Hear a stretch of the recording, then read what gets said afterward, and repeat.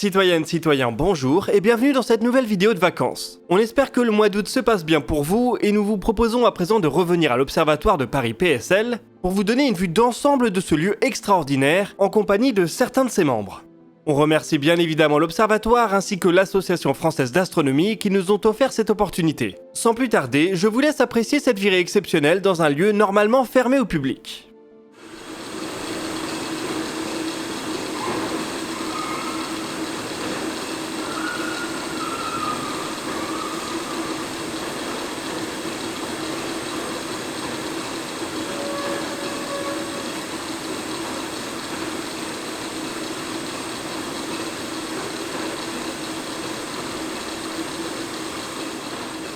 Miguel Montargès, postdoctorant au LESIA à l'Observatoire de Paris. Mathieu Puech, astronome à l'Observatoire de Paris et vice-président de l'Observatoire. Pernelle Bernardi, ingénieur de recherche au LESIA à l'Observatoire de Paris. Alors, Miguel, est-ce que tu peux nous expliquer où est-ce qu'on est ? Alors, nous sommes dans la coupole de la table équatoriale à Meudon, donc sur un des 3 sites de l'Observatoire de Paris, qui abrite le télescope de 60 cm de diamètre qu'on voit derrière nous, donc un télescope Cassegrain de 8 mètres de focale, qui sert essentiellement au TP pour les étudiants de l'Observatoire au niveau Master 1 et Master 2. Ça fait combien de temps qu'il est installé ici ? Alors, il a été installé, lui, dans les années 60, mais il a été construit à l'origine pour une autre coupole dans le parc dans les années 40. Et la coupole dans laquelle nous sommes date des années 30, avec y compris le plancher mobile qu'on a vu monter, et qui permet d'être à la hauteur du télescope. Et est-ce qu'on peut faire rapidement, comme introduction générale, peut-être à notre cycle de vidéo, un petit historique de l'Observatoire dans son ensemble ? Je ne sais pas qui serait le plus à même de... Le vice-président, non ? J'imagine. Alors l'Observatoire de Paris, c'est le plus ancien observatoire astronomique au monde encore en activité. Il a été créé par Louis XIV. Donc d'abord par le site de Paris qui se situe d'Enfer Rochereau, qui a été créé pour être un site d'expérimentation pour l'Académie des sciences. Alors, il n'a jamais vraiment servi à ça, mais voilà, ça a été créé pour ça. Et puis l'Observatoire de Meudon, c'est à la fin du 19e siècle, c'est à la naissance de ce qu'on a appelé l'astrophysique et de la spectroscopie. On a commencé à étudier vraiment la physique des astres pour essayer d'en comprendre le fonctionnement. Et donc, il a fallu trouver un nouveau site qui était en dehors de Paris, puisque Paris avait rattrapé l'Observatoire de Paris, place d'Enfer Rochereau. Et donc, il y avait 2 sites en compétition, Rueil-Malmaison et l'Observatoire de Meudon. Et donc, c'est sur les ruines du château, détruit par les Prussiens en partant. Ils ont tout brûlé en fuyant Paris, que s'est construit donc l'Observatoire de Meudon. Et c'est Janssen qui a créé cet observatoire, qui a développé ensuite la Grande Lunette.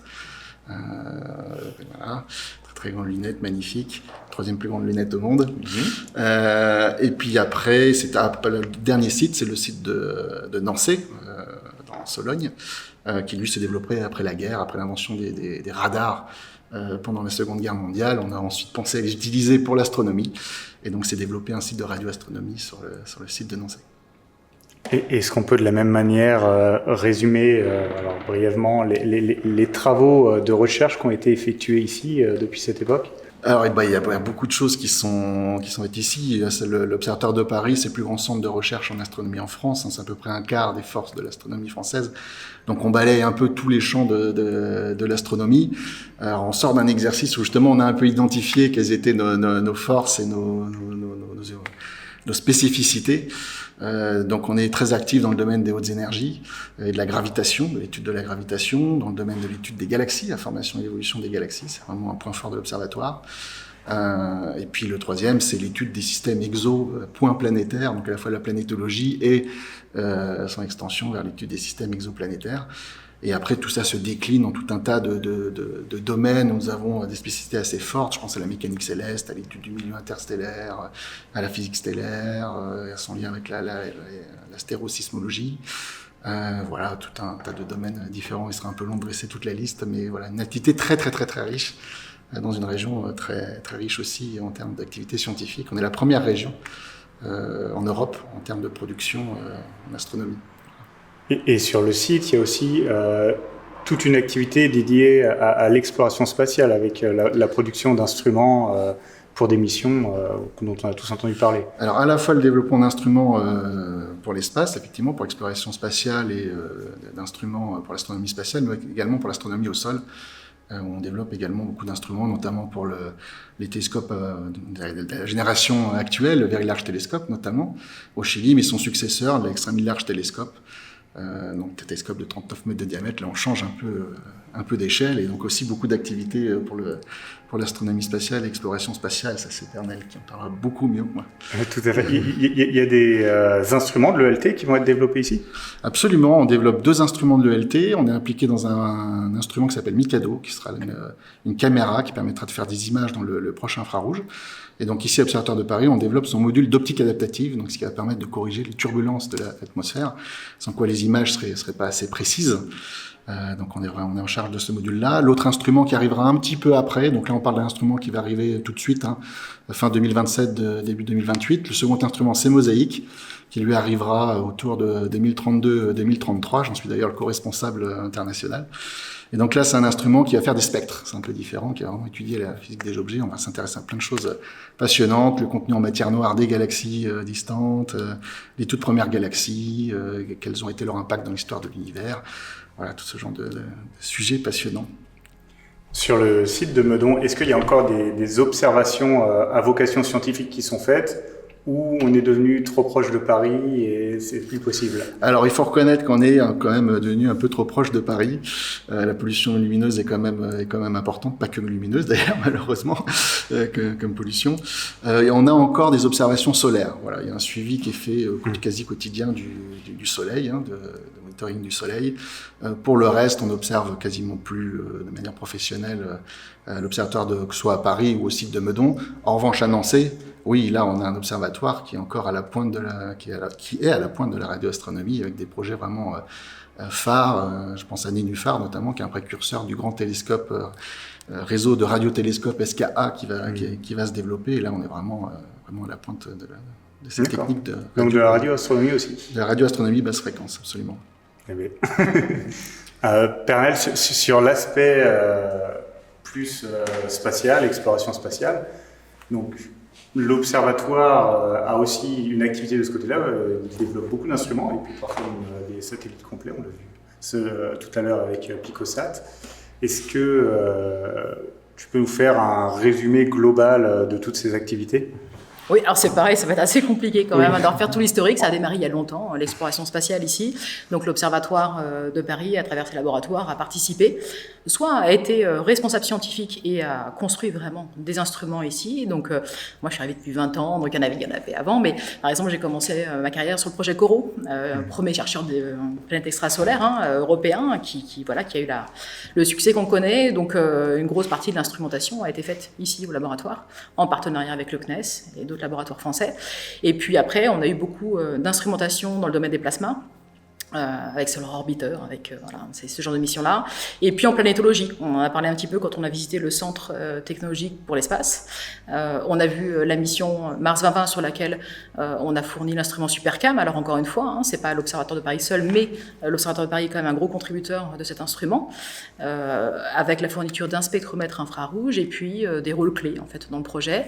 Et puis des tests qui ont été faits ici, c'est-à-dire que les instruments spatiaux viennent ici à l'Observatoire de Paris, dans les salles blanches, dans les moyens d'essai, pour faire des tests en environnement spatial. Et puis aujourd'hui, on poursuit. Donc on a l'instrument MIR sur la sonde spatiale MMX, qui est en cours de fabrication. Des instruments qui sont faits par d'autres laboratoires, mais qui viennent ici au LESIA, à l'Observatoire de Paris, pour faire des campagnes de tests en environnement. Ça va être le cas de l'instrument ERS pour la mission Ariel. Et puis des missions futures sur Vénus, on parle de la mission Envision, par exemple, de l'ESA, qui vont également arriver. Donc voilà, l'avenir est encore florissant. On va avoir beaucoup d'instruments qui vont venir, et puis les équipes ici, techniques, vont être très, très occupées dans les prochaines années. Alors, vous nous avez fait l'immense honneur de nous ouvrir l'observatoire aujourd'hui. Mais malheureusement, le grand public ne peut pas faire de même. Est-ce qu'il y a une visibilité un jour pour pouvoir ouvrir au moins une partie de l'observatoire aux passionnés d'astronomie ? Alors c'est assez difficile puisque, comme vous l'avez pu le constater, on est classé monument historique et même domaine national sur le site de Meudon. Et donc c'est ça qui nous empêche d'ouvrir auprès du grand public. C'est des travaux très importants. Pour l'instant, on a un peu de mal à faire, mais on essaie d'y travailler. C'est important pour nous de retrouver ce lien direct avec le grand public. Ce qu'il est possible de faire pour l'instant, ce qu'on continue à faire, ce sont des visites de classe. On parraine beaucoup de classes, on a un dispositif de parrainage de classes qui vont vraiment du primaire jusqu'au lycée. Et donc dans le cadre de ces visites, de ces parrainages, il est possible de visiter l'observatoire. Donc on essaie de maintenir une petite activité, mais voilà, c'est malheureusement contraint par la réglementation pour l'instant. Ajouter un truc. On a quand même ouvert l'an dernier à la fête de la science. Alors, donc il y a eu les scolaires pendant 2 jours et 1 jour avec le grand public où ça fait carton plein.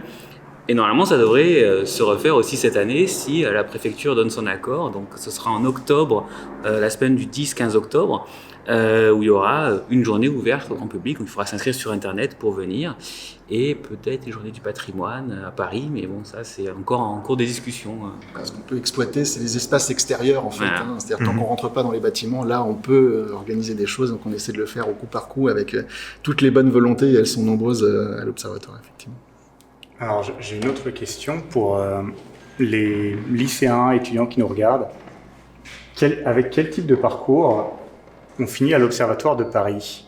Est-ce que vous avez des gens qui viennent vraiment de tous les horizons ou est-ce qu'il y a vraiment un type des filières qui vont amener les gens ici? Moi, je dirais qu'il n'y a pas de parcours type. Ce qui est essentiel, c'est la passion et c'est la persévérance. Bon, c'est ça la qualité numéro 1. On peut arriver après une carrière d'astronome en ayant fait des maths, en ayant fait de la physique, en étant passé par des classes prépa, des écoles d'ingénieurs ou l'université ou l'école normale. Voilà, tous les chemins mènent à l'astronomie, j'ai envie de dire, si on est passionné et qu'on est persévérant. Mais voilà, ça prend du temps. Il faut faire un master, faire une thèse, attendre quelques années après. Et puis quand on est persévérant, ça finit par payer. Par exemple, Miguel, toi, ton parcours, c'est... Alors moi, j'ai fait les classes prépa à Perpignan et ensuite j'ai fait l'école normale supérieure de Cachan. Puis j'ai fait mon master ici à l'Observatoire de Paris. J'étais étudiant en M2 et une thèse à l'Observatoire. Et maintenant, je suis en postdoc et j'essaie d'avoir un poste tous les ans. Je sais pas que ça va finir par payer, mais ce que j'aime bien dire aussi, c'est que pour les spectateurs là qui vont nous regarder, il y a ces longues études qui permettent de devenir chercheur en astrophysique, mais c'est pas le seul moyen d'entrer à l'Observatoire. On a des administratifs, on a des techniciens, on a même des gens qui s'occupent de l'entretien du site, donc des jardiniers, des personnels techniques. Donc il y a toutes ces professions qui permettent de travailler à l'Observatoire de Paris. Et donc s'il y a vraiment des gens qui ont envie de venir ici, il y a d'autres solutions que les très longues études pour être astronome, où en plus il y a très très peu de postes, c'est moins de 10 postes par an pour plus de 200 candidats. Donc c'est extrêmement difficile. Et quand je dis 8 postes par an, c'est pas 8 postes à l'Observatoire de Paris, c'est 8 postes au niveau national. Donc avec tous les autres observatoires de France, Strasbourg, Lille, Marseille, Nice, Toulouse, Bordeaux. On essaie de pas trop les décourager quand même. Non, mais je veux pas décourager, mais c'est juste qu'il faut avoir conscience de ça avant de se lancer, parce que il y a peut-être d'autres voies. On peut être ingénieur à l'observatoire. Peut-être que Pernal peut nous en parler sur les aspects techniques. On imagine qu'il y a aussi énormément d'ingénieurs, de techniciens qui travaillent ici. Oui, bien entendu. Là, sur les instruments qu'on construit, Miguel l'a dit, il faut vraiment un spectre très large en fait, à la fois en termes de technicité, de niveau d'études.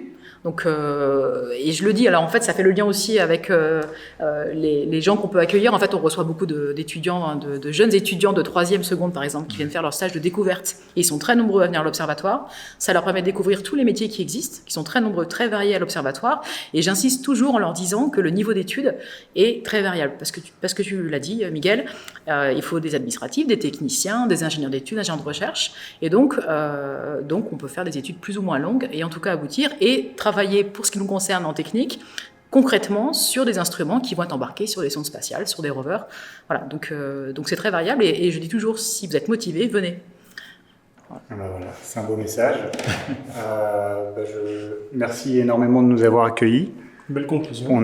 C'est une très belle conclusion, Pernal, ma foi. Vous avez entendu le message. Le site est magnifique. J'espère qu'un jour il y aura l'opportunité peut-être de faciliter les visites, parce que c'est un patrimoine extraordinaire et c'est beau, le parc est immense, c'est vraiment magnifique.